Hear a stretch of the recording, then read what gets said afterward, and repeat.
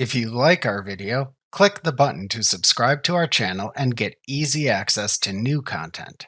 To see our full suite of ad-free video courses, instruction manuals, and quick reference guides, visit us at www.teachucomp.com. Acrobat Pro lets you save a PDF as a standards-compliant PDF. This helps when a PDF document needs to comply with ISO 32000 standards. Depending on how the PDF will be used, compliance standards vary. You can save a document as a PDF-A, PDF-E, or PDF-X file.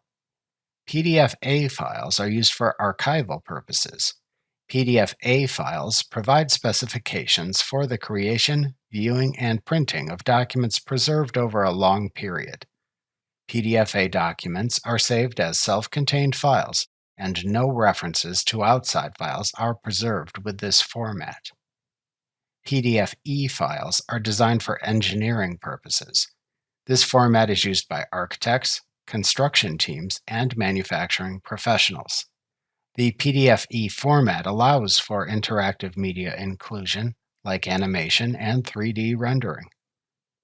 PDF-X files are used for print production. The PDF-X format provides guidelines for settings crucial to print production, like color space.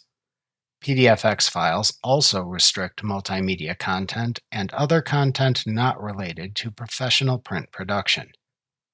To save a document as a PDF-A, PDF-E, or PDF-X file in Acrobat Pro, open the PDF, click the hamburger menu button, roll down to the Save as Other command, and then select the desired format from the side menu that appears to open the Save As dialog box and select the desired format from the Save As Type dropdown in this dialog box.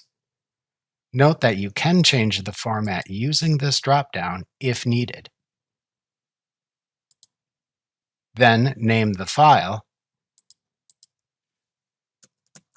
and click the Save button to save the document in the selected standards-compliant PDF format.